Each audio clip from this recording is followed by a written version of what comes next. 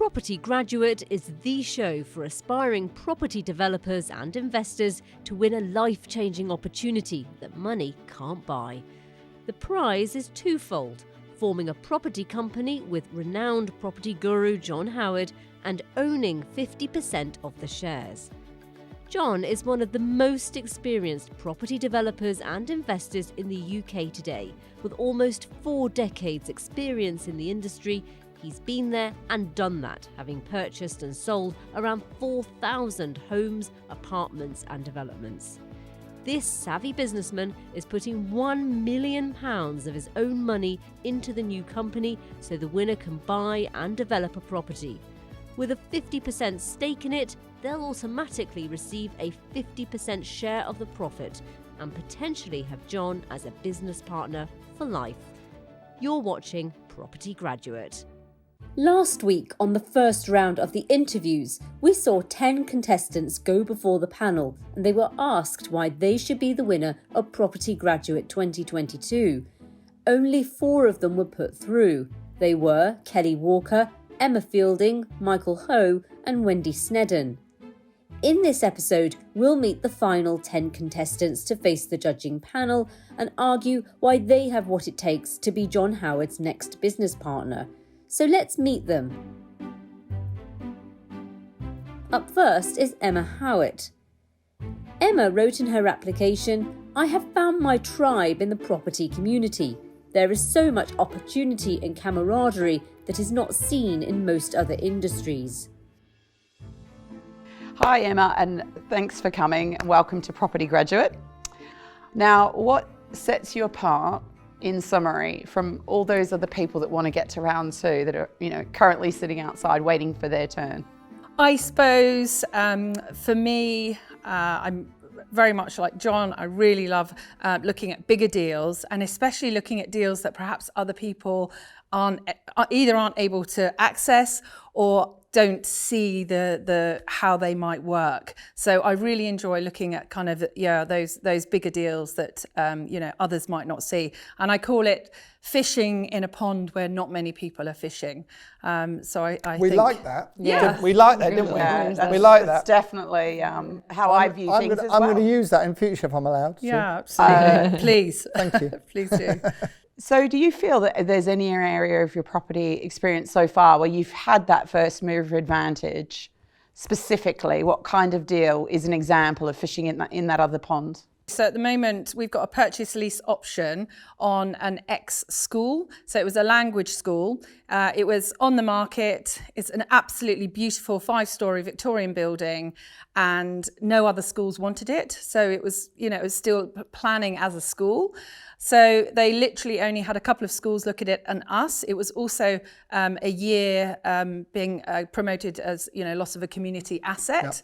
Yep. So we went in and basically understood the vendor, what his issues were, and looked at a way of solving his problems. And solving the problems was doing a purchase lease option. Great. And how are you on the numbers side of things?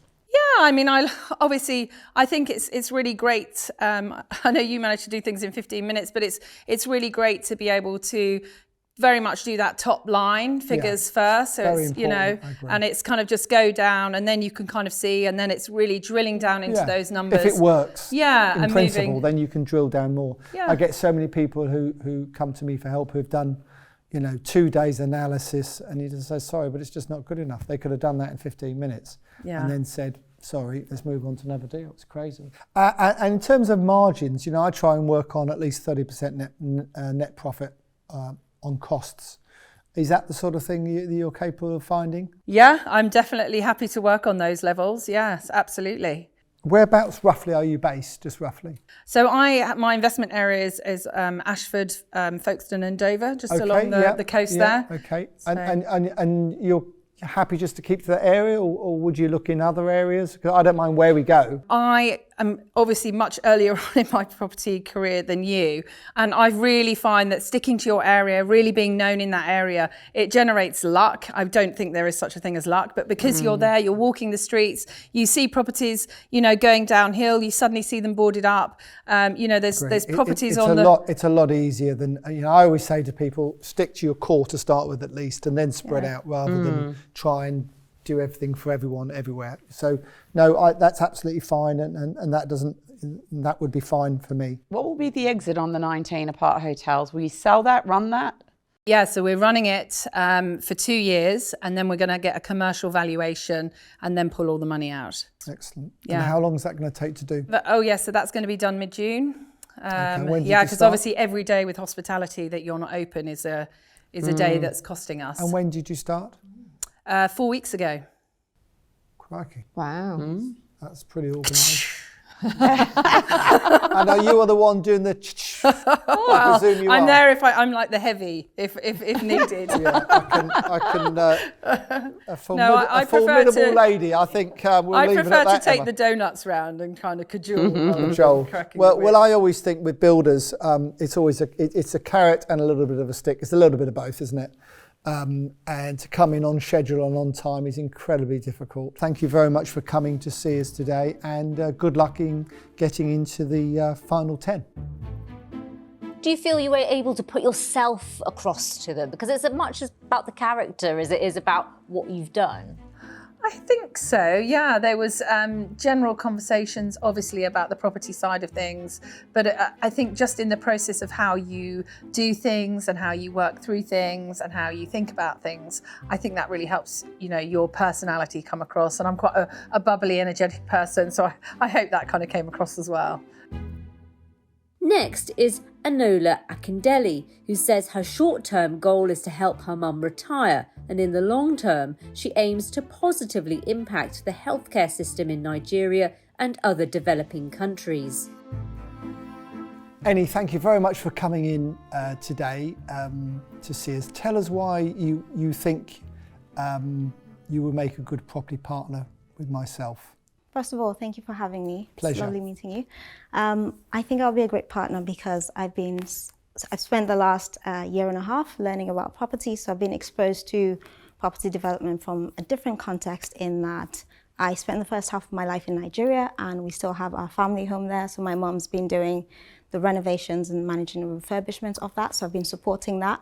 More recently, been negotiating with developers back there because they have approached us to buy the land to develop it further. So I've been handling that side of things. In the UK, on the other hand, I've been networking with other investors and more experienced property developers in the country, just getting to know them, getting to understand how I can add value to them and what I can bring to them to help them succeed. And I think if you were to pick me, I'd be able to do the same for you. So understanding how you like to work, understanding what you like, what you don't like, how you like to communicate, what sort of deals you like, what sort of opportunities would interest you. I've done some research on you and I sort of know some of the things you definitely don't like. So right. I'll be keen to understand a bit. Well, Fiona might ask you that in a minute. Okay. Fiona. So you're in full-time employment, is that correct? Yes, correct. So where's the bandwidth coming from to progress your property journey?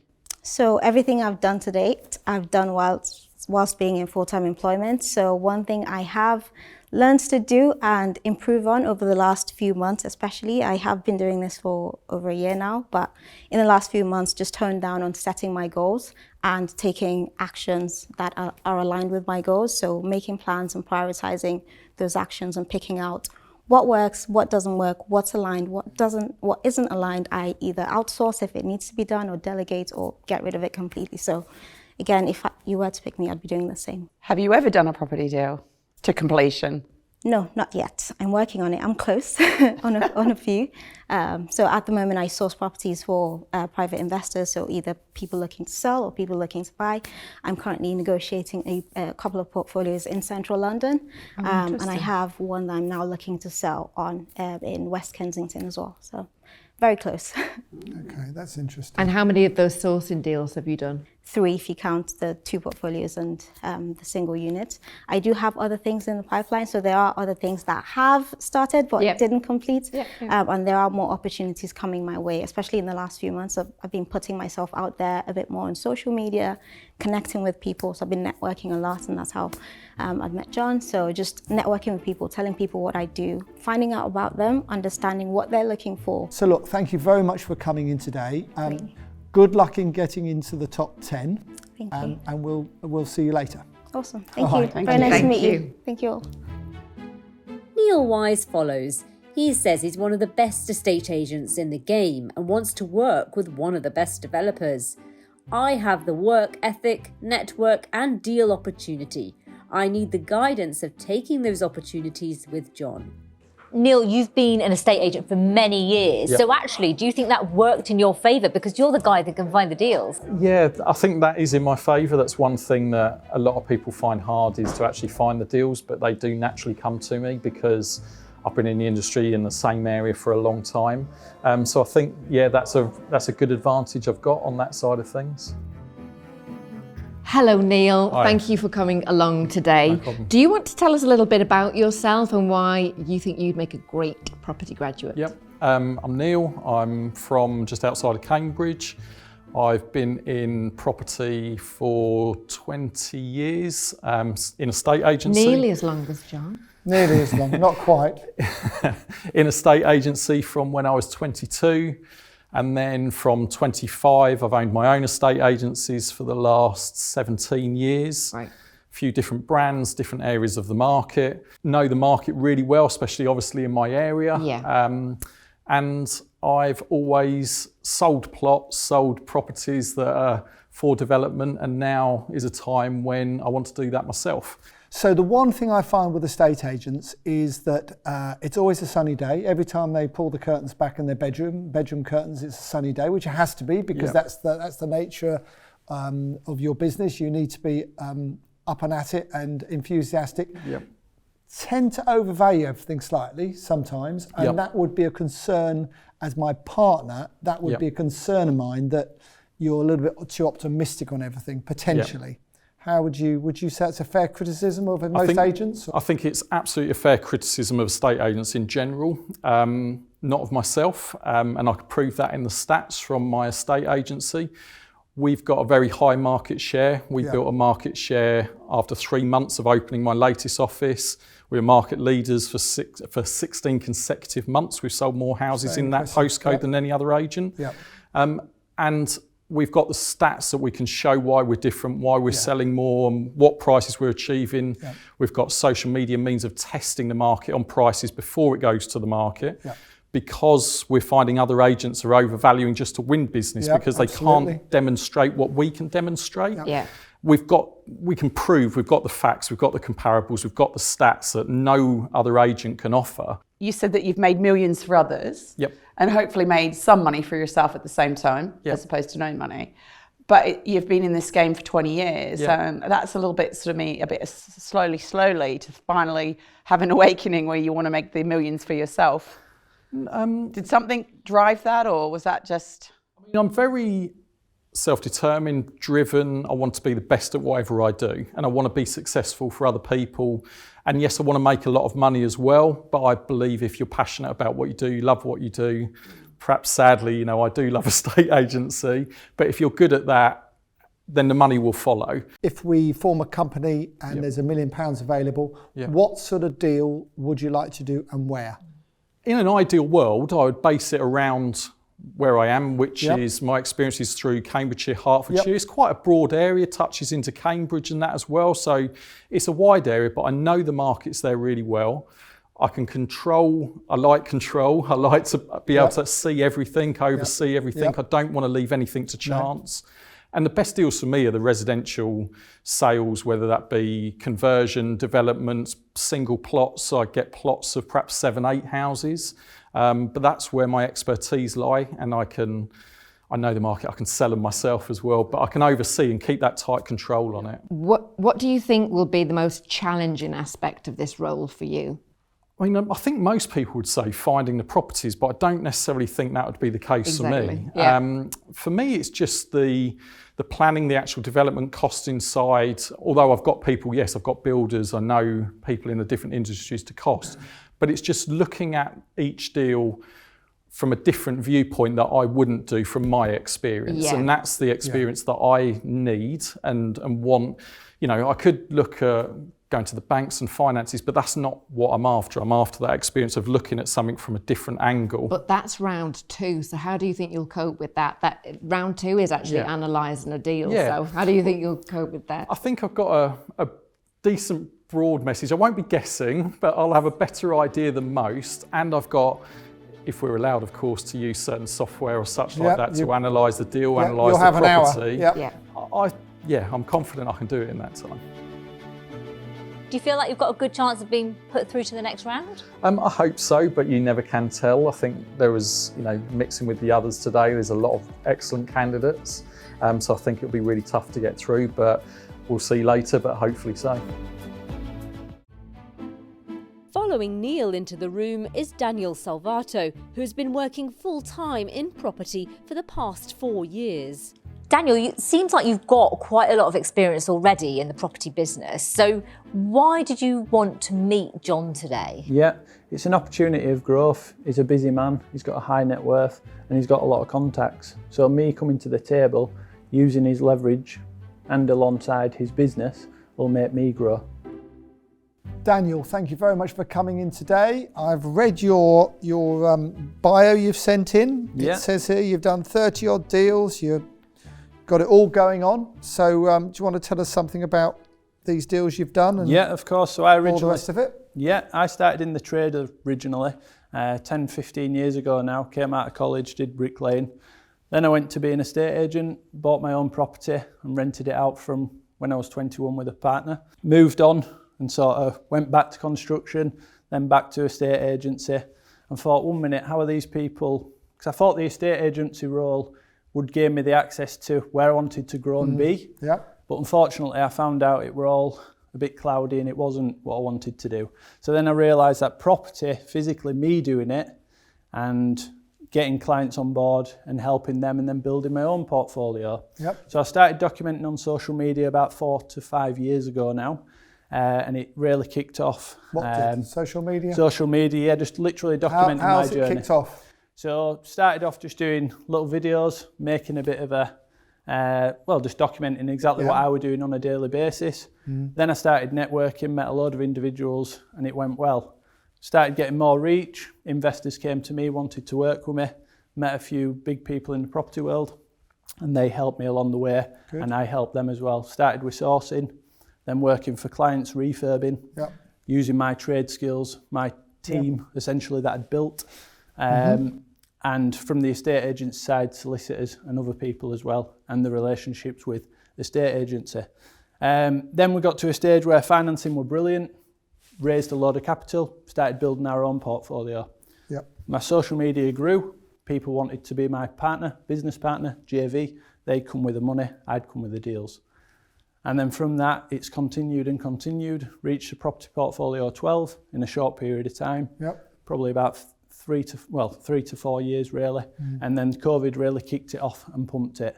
3 to 5 projects at once. My project managing then took over, bringing materials to site and just circling round and round, feeding the guys materials for each job. It's interesting that you mentioned during the pandemic you thrived Yes. and had multiple deals unfold. I had the same experience where there was just so many different deals out there. It was amazing. Yet I find other people have had experiences where they haven't been able to find deals and have had a lot more trouble. So I think that's great that you managed to thrive in that period. And how's your attention to detail, Daniel?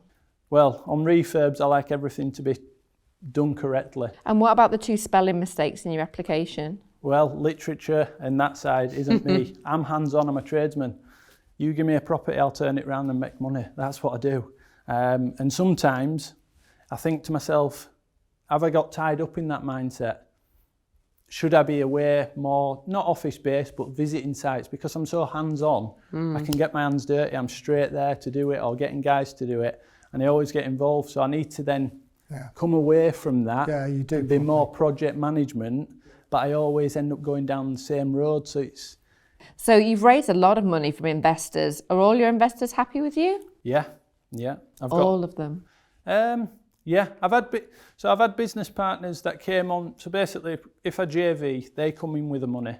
I then essentially feed off the deals, project manage, take a fee, and we JV that way. Found out some people out what they say they are, and that's made me stronger. Moved on, sold my shares, happy days, off we go. It's not a problem. You know, we've had challenges. Lads, trades, they want more money. My only slight concern, Daniel, is that 1 minute you're saying you want to grow bigger, and the next minute you say you want to go on holiday. No, I'm happy to grow. I don't really take holidays. Do you want to be working with me, or do you want to be going on taking a large break on holiday? Which is it? Well, I'd love to work with you. Okay. Yeah, all right. So, thank you very much, Daniel, for coming today. Yeah. And good luck at being in the top 10.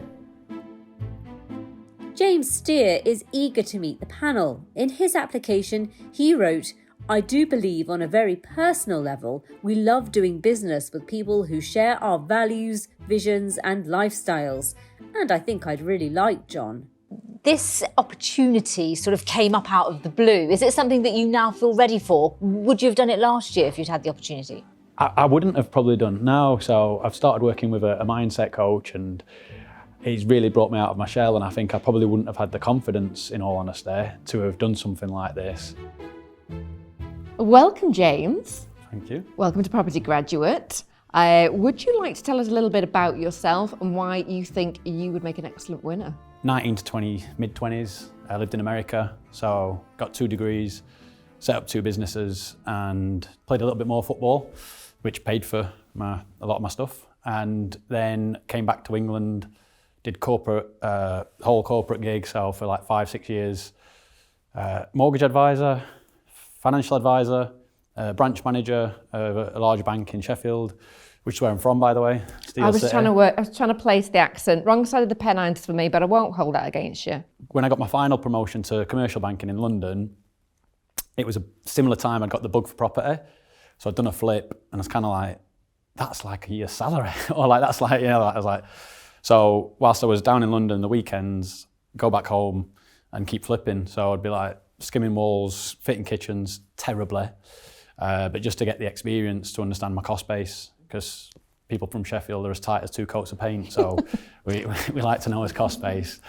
Not just Sheffield, James. No, not just Sheffield. Is that right? Yeah. From Ipswich. It's a different country, Ipswich. It's like, it's just pure flat to get there. But anyway, so yeah, I did that and then made the leap of faith. And since then, pretty standard trajectory, like single lets, the buy, refurbish, refinance model, then minimos to piecemeal my way in, then HMOs, 6 to 12 beds, and then commercial conversions, which I love just because the price per square foot you get is just not comparable. Are you looking to invest just in Sheffield, or what are you looking to do? So I think predominantly it makes financial sense for me, an emotional sense, to invest relatively close. What's the emotional sense got to do? I haven't got many emotions when it comes to property. So I guess you're going to get more out of me, more bang for your buck, if I'm happy and if I'm able to have my finger on the pulse. Yeah, absolutely, yeah. So I lived in Manchester and I found it just wasn't a pleasant experience for me commuting back, and it just made a lot more. So you're likely to be buying up north rather than down south? Yeah. I'm not against, because if you put the right team in place. I'm a big believer in, as an investor, we have 2 jobs, which is to find money and find finance, find deals and find finance. Well, you don't need to worry about the finance. But what's the sort of thing that you really want to buy? Are we converting, large property into flats, or are we doing new build? What are we doing? I'm not sure I believe in coincidence anymore, but when I was asked to come on this show, I feel like there's a particular deal I've got in mind that's perfect. It's got an NGDV of 3.1 million. I've had that verified by a RIC surveyor, close friend of mine. Yep. It's previously a college. It's just going into waste at the minute. It's not yet for sale, so I've got pre-market information privy to that. Yeah. And it's grade 2 listed, so it's not. Yeah, we like grade 2 listed. We're not worried about that. Yeah. So it's a beautiful building, and I just think it's a really rare opportunity. So I thought, kind of like stars aligning, if you will. Well, if you get through to if you get through to the next round of 10, and you get through to the 3, then you need to come up with a deal. So you've already, by the sound of things, potentially might have one to show us in the final. It's a long way to get there, but you've got to start somewhere, haven't you? Mary Cullen says, "I'm here to inspire other underdogs that no matter what, you must keep getting up and never give up or be ashamed of your journey." So hi Mary, welcome to Property Graduate. I was reading your submission and refreshing myself, and boy, it's like a country song. Just about everything's happened to you in these last 5 to 10 years. What a interesting tapestry of life that you've experienced. Yeah, I mean, they say it's a property journey. I think I took it literally, basically. Incredible journey, I would say. What sort of property strategic direction are you looking to go into now? Okay, so now I feel I've secured a buy-to-hold portfolio, which gives me stability, obviously. Yep. I've done the big, the bigger things, and then it takes years to come in and things may go wrong, which is what happened abroad. So I feel I've got all that in hand now, which leaves me in a really good position. And now I really, really want to do bigger things. Tell me about profit and your view on making money by harnessing that energy. Absolutely, top of the list is you have to make money. I don't see any point in treading water. Projects can take a long time. Obviously, there is no point. Profit's right up there in the top. Business is about making money, making profit. I want to make it money in abundance. I really want some good margins in there. That might mean I actually discount a huge amount of deals. That might be at times people jump into stuff because they're not finding something quick enough. No, I agree. That happens. I think that happens quite a lot. I don't need to rush anymore. I'm playing a long game, basically. I've played a hard game. I'm still here. I'm still very positive. I have a lot to bring, but also I feel I have that knowledge as well when it doesn't go to plan. What goes to plan? Life never goes to plan. So if we've got £1 million to spend together in our company, what are we going to do? Okay, so I've been looking along the Sussex coast. Yep. I call it the Gold Coast, basically. Yep. So everything from Bexhill all the way across to Bognor Regis. Yep. And so I've been appraising sites last week, like in Eastbourne, Polegate, that area. Yep. But my passion, if I'm honest, is frontline by the sea. I love frontline, and that's what I did abroad. So I think flat conversion in Bognor, places like that are doing really well. And finding deals isn't a problem for you? I've built a lot of good relationships with some really amazing people down there, because to me it is the person, and there's a lot of great people. I agree entirely with you. Good luck. Let's hope you end up in the top 10. We'll have to see. I hope so, but it's been so positive anyway. So thank you so much. No, not at all. It's a pleasure. Thank you very much. Thank you. Thank you, Mary. Our next hopeful is Tristan Gordon, who says Property Graduate would be a great opportunity to build on my previous success and expand my existing knowledge so I can identify opportunities that others simply miss. Afternoon, Tristan. Welcome to Property Graduate. So great to have you here. And I just have to say, your van, it was parked next to my Tesla, and when I went to put my case in this morning, I rang your number. You didn't answer. No, Why I didn't you answer? I had my phone on silent for today. 9:45. 9:45, no one answered? No. Just going to make a note of that. Or called me back. Mind you, my phone's been on silent. So I should hope so. We've been busy today. It all came about, as you asked, from my dad. It was his 60th birthday, and he said dress in black and white. And so I sat there and I thought, well, what's the perfect outfit? I thought, well, let's go as a zebra. So we made ears, made a tail. Of course you did. Is he as eccentric as you are? Is that where you get it from? Just about. Yeah, lovely. And I sat there and thought, you know what, this stands out like an absolute sore thumb. It definitely does stand out like a sore thumb. And then when you have a van, and then you have a business, you've got a phone, and you've got everything else. But the question is, do I want a joint venture partner that's at least dressed it's all as a black and zebra? Well, you could be the lion. He can be the zebra. No. Are you able to find what I call proper grown-up development deals or not? I'd like to think so. Good. And I'd like to think in the last year, or even just coming and presenting at Property Elevator with that kind of opportunity. Yeah.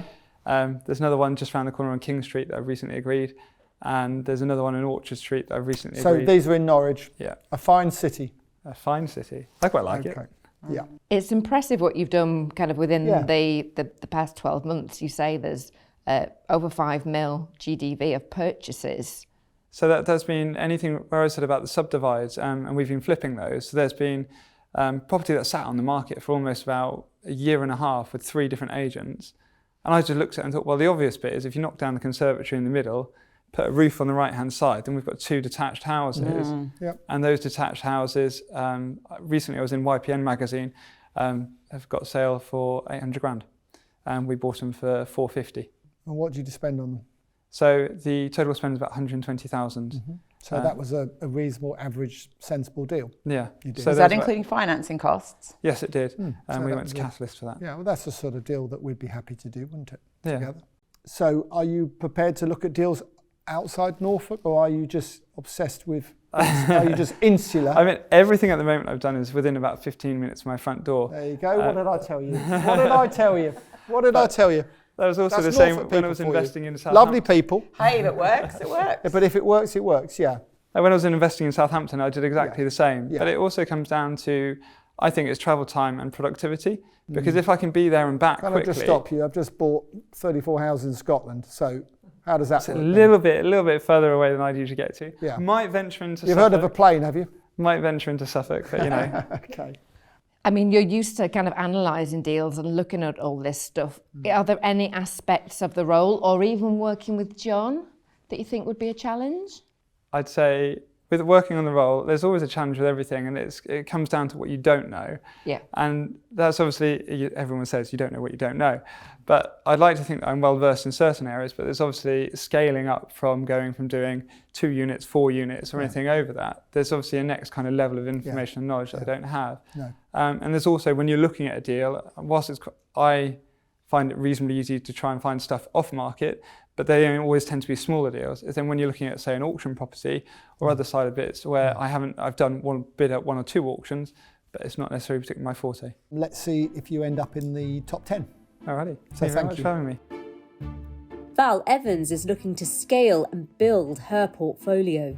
Hello, Val. Hello Welcome there. to Property Graduate. Thank you very much. Delighted to have you here. Thank you. I want to know a little bit about yourself, why you think you'd make an excellent winner. Okay. My background is accounting. Mm-hmm. However, I've always been passionate about property since I can remember, all the usual TV shows. Like Property Elevator? Like Property Elevator? Yes. That's a very good answer. Carry on. In the past, I had the pleasure of leading a project for my church who were looking for land or a commercial building that they could call home. Yeah. And so I had built up relationships with commercial estate agents. Excellent. Planning department, architects and things like that. So I really enjoyed that, loved going out on site visits and found quite a few really good sites for them. So why do you think you'd make a great property graduate? I would love to leverage the experience of someone like you, John, who's been in the industry for so long, who knows all the pitfalls, and you know the highs and lows of this type of industry. So I just think it would be lovely to acquire more knowledge and experience. So Alfie's helped out today, as you know. Yes. And now he's had to dash off to Preston tonight. Okay. And tomorrow he's in Scotland looking at 2 deals for me. Would you be able to do that? Is that love something to. you can drop everything and go, family-wise I'm talking about, and everything else? Well, I'm single, so right, okay. Yeah, so I've got no responsibilities. No, Yeah, that's great. yeah, I'd love to. High five. All good. Lovely. Thank you for coming. Thank you to so London. much. Thank you very much. Today. Good luck. Lovely. Thank you very much. Bye-bye. Thank you.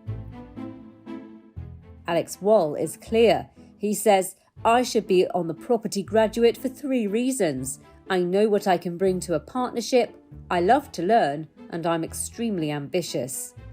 You seem like a busy man. You're a basketball coach, you work full time, you're trying to get into property. Have you got enough time to be the property graduate if you were successful? Yes, definitely. I think anyone who's successful has a lot on their plate, and it's about how you manage that time. So I've been working on property the last almost year, and it's about my mornings, my evenings, my weekends. I'm willing to sort of manage my time, sacrifice certain things to achieve that success, and I'll definitely make it work. Hi Ale, welcome along to Property Graduate. If you'd like to tell us a little bit about yourself, you say in your application, I know what I can bring to a partnership. Yeah, hi guys, and Hi. thank you for having me. My name is Ale, I'm 24, born and raised in South London. I decided to get into property about a year ago. I'm currently going through my first deal. Right. And when I've sort of said I know what I can bring to a deal, I'm someone who gets things done. And I believe if I was to work with John, I'm going to execute, I'm going to deliver, and I'm going to achieve what I promised and what I've said I can do. And tell us about this deal that you're currently working on. So it's quite a small deal up in Liverpool. It's a 2-bed terrace house. It's a BRRR. Purchase price 90k, about 15k worth of work. Nothing major, like simple refurb, new bathroom, kitchen, paint, that sort of thing. And the end value should be about 130k. And I'm looking to hold this property rather than sell it. Where do you see yourself in the next decade, next 10 years? So for me, it's all about leaving a legacy and having an impact. Where I've come from, there's a lot of barriers to success, and I want to be a role model. I want to be an inspiration. So I can't come in here and say I want to build 100 houses, but the ability to create something and walk down the street and say, you know what, I've done this. That's what matters to me. And yes, I want the freedom that property brings. I want the financial goals and stuff that it can bring. But ultimately, I want to have an impact and have a legacy that I'm leaving behind in the next 10 years. Good, very good answer. Helen? No, I think I'm good. Thank you for coming along, LA. Lovely to meet you, and we'll see if you make it into the top 10. Next in is Rebecca Clulo, who wrote in her application, "I am very passionate about sustainability, and my future goal is to build eco-lodges in our beautiful British countryside." You've had a life in the military, namely the RAF. Yeah. Why now this switch to property? So I've always been interested in property. I bought a house in France with my parents quite a few years ago, and that was a renovation project which they did. And I've always had an interest in property. So when I left the military to have my children, I decided that I'd focus more on property. Now that my children are at school, I've used the past few years to just research property and really get my head around it because I'm very passionate about it. So Rebecca, welcome to Property Graduate. Thank you. I hope you're excited to be here. I am very excited. You are? Yeah. What's the number one reason that you want to win the prize? I know everyone probably says it, but to actually learn from someone like John, I think is absolutely amazing. And also it's more for me the support to make me become a better investor. Why do you think you'd make a great winner? I think I'm an extremely hard worker. I work really, really hard. I'm very passionate about property. All I ever think about is property, and I think my skills, I'm quite a methodical worker, which I think will help when I'm assessing deals and things like that. I think that's a good skill to have. Is that something you do regularly, look at and assess Yeah, deals? I have tried. I mean, obviously I only started my property business last year, but since then, obviously trying to find my first property, I used the auctions to basically assess properties. So this was before I was actually buying. Right. I would pick properties out, I'd do the costs for them and actually watch the auction, and I'd give myself my top price that I would bid and see what it went for, basically, just to try and get my head around it all. Yeah. That's a really, really good way Yeah. of doing it. It's a bit like, I'm sure, when you were a little girl, you used to look at the share price and pretend you'd buy it and then not buy it. But, it's actually, there is an thing. equivalent. It's paper trading. You look where you'd enter and exit a trade, and but you don't bet and you don't invest any money, and you watch what you do. It's paper and that's trading. exactly what I did. And I would sit there doing that most days. That's a really, really sensible way to gain experience. So well done you. Thank you. That's very sensible. Thank you. So it is a big step up to go into kind of £1 million deal, and that doesn't all have to be spent in one deal. No, it doesn't. We could do 3 deals, 4 deals. Says. It doesn't. But does that number intimidate you at all? No, not at all. I mean, I've never worked with that amount of money, but I don't see why that should intimidate me, really. Good. Yeah, so I'm happy to try. It just means I will work 10 times harder. But, it doesn't intimidate me. Rebecca, look, thank you so much for coming in today. Thank you for having me. Good luck in being in the top 10, and we'll see you shortly. Thank you. Thank you. Thank you very much. Last up is Hamish Douglas, who has been a landlord for 10 years and worked on a super yacht for 6. Hamish, thank you very much for coming in today and for applying for the Property Graduate. Tell us a bit about yourself and why you applied. Okay, well, my name's Hamish, and I have been a landlord for about 10 years now. I bought my first buy-to-let property in London. I wanted to maximise the area around the Battersea Power Station, knowing that they were about to go into development. Great choice. My hood. Yes, yeah, very close to there. So yeah, no, it's done me very well. So I then refinanced and bought a second property, and they've both done me pretty well over the last few years. I've largely worked in tourism over the years, but I've also worked then on super yachts. So you may have seen some of them in the press lately about the Russian repossessions they're having. I wasn't working for any of the Russians, but it was a lovely job. Had me going around the Mediterranean. Have you been to Malta? I haven't. No, dying Leave to now. get there. Leave now. Hayley's always It's on the list though. So was that your surplus revenue? Because I hear that obviously cost of living's covered when you're living on a super yacht. So was that how you purchased and started your portfolio? Yeah, those exactly. Revenues? Exactly. So yeah, I'm not paying for rent. I'm not paying for food, or bills or anything like that.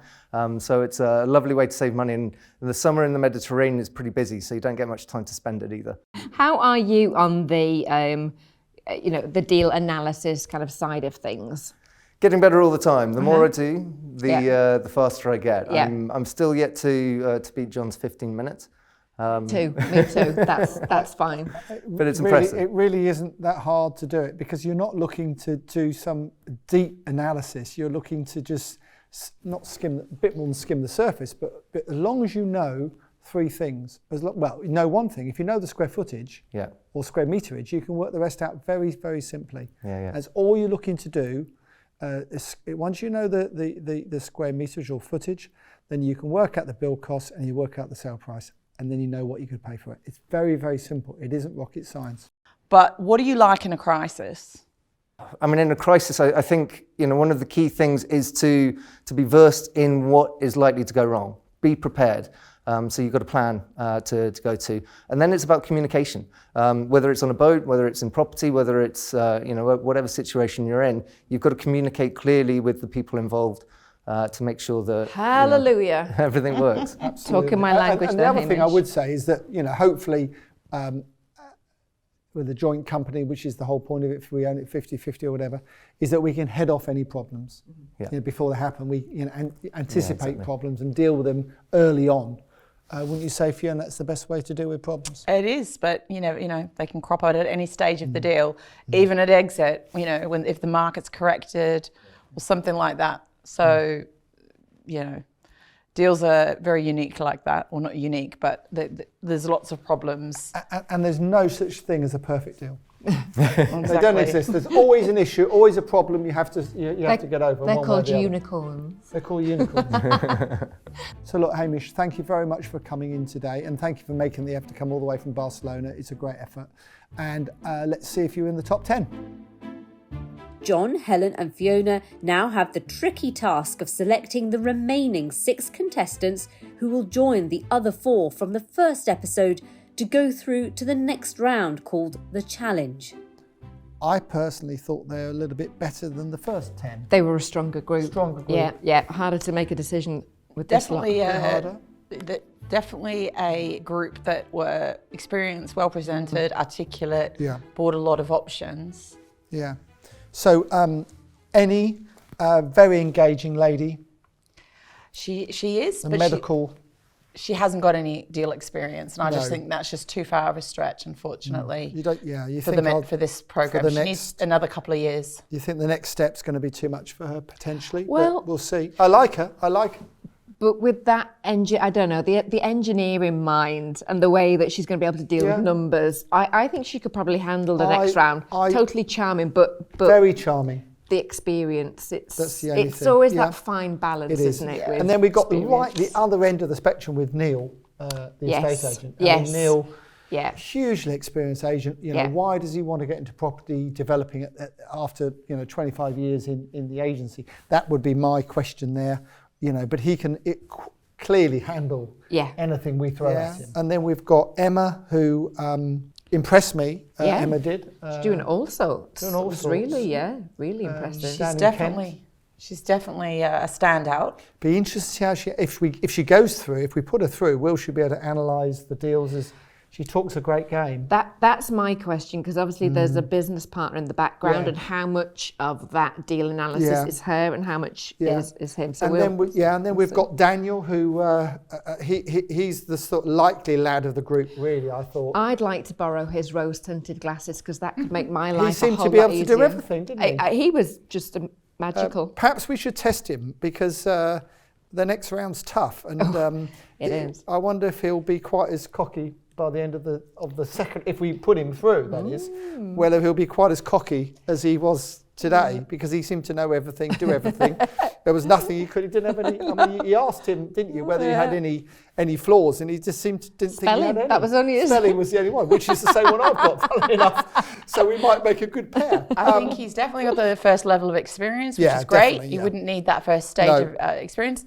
And he wants to level up. He wants to do bigger deals. To do bigger deals, and perfect timing for him. Maybe he's looking to dump some of his investors he's got now and just deal with a bigger one. I don't know, but or he wants to go on holiday, which is slightly disturbing. Well, but anyway, I can help him with that. We've got James. Yes, you can. You can tell him all about that. Then we've got James, the ex-footballer. Yes.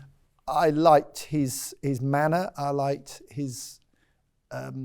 What he's done. He's been a banker. He's done a number of different things. Yeah, mortgage, finance. I thought he was excellent. I thought he was really stand out. I think he has an ability to find a deal. He's even got one kind of lined up that he hinted about. He did hint about it, but I'd like to see him again. Yeah, well, articulate. I'm not so sure. I think he was articulate. I think he was well presented. Well I think he's diligent and he's been a banker. He's been a banker, and I'm always wary when there've been bankers before. Oh, we're not all bad. We're not all bad. They're not all like you, Helen. So then we've got Mary, who's obviously had a lot of property experience. Not all good abroad, by the sound of things. And a very pleasant lady. But definitely, she's got resilience, and that is such an important characteristic. She's got resilience. Brighton, all around the south coast, which I'm very comfortable with. She's going to help you with your car park. She's going to help me with my car parking issue, so that's not all bad. And then we've got Tristan, who came on the Elevator show. Yes. And he hasn't really changed. He's the same slightly sort of eccentric character who was on there. And do I really want a business partner who's going to turn up to a meeting with my banker? In a shirt like that. Listen, if I can rock leopard print, he can rock. Will I have to put a shirt like that on if I'm his partner? Oh, I would pay good money to see that, John. Does he take it seriously enough? I mean, he talks a good game. But he can find deals. Yeah, he's found deals. I agree with you. And then we got Val, and I thought Val was very pleasant.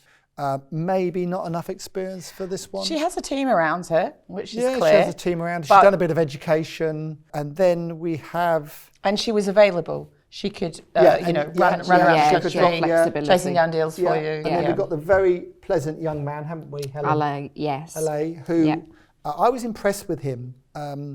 Really impressed with him, actually. I found him... I liked him. I thought he was good. A kind, calm soul, and I think there's a lot to be said for that. Yeah. And he's done his first deal. Yeah. Based in London, very intelligent again, obviously.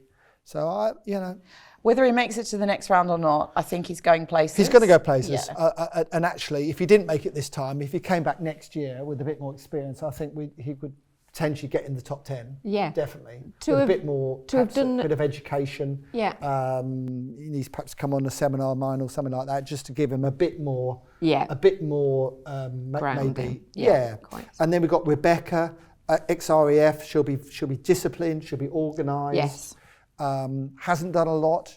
Done a first deal, flipped it. Sound like she did a good job of that.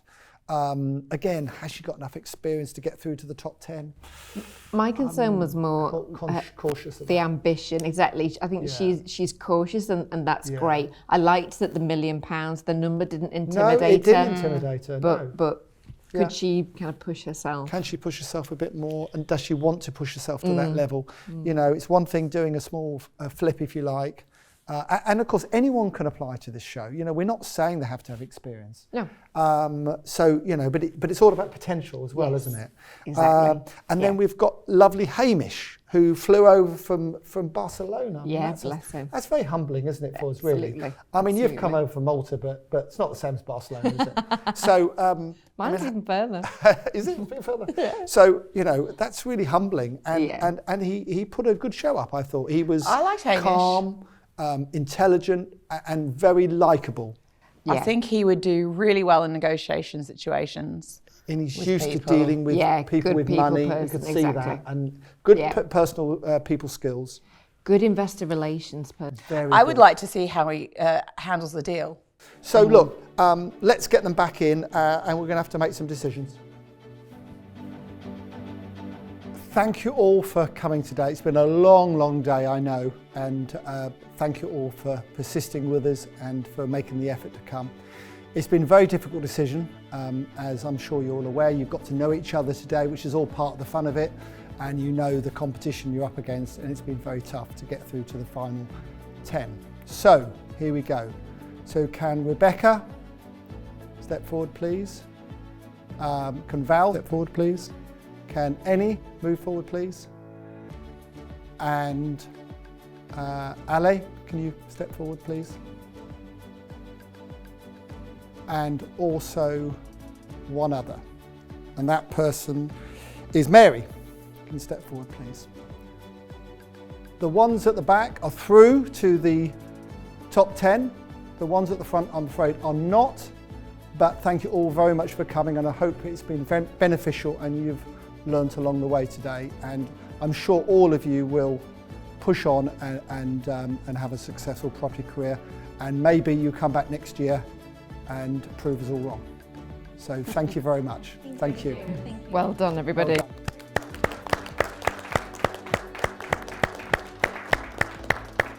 So there you have it. Let's recap the 10 who will go through to the second stage of the competition.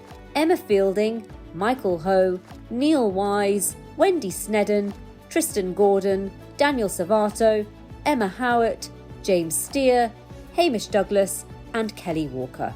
Join us next time when John sets his 10 contestants the challenge of appraising a property deal and putting together a deal which would produce a net profit of 30% after all costs and interests are taken into account. And the catch, they just have 1 hour to do it. We will see you then.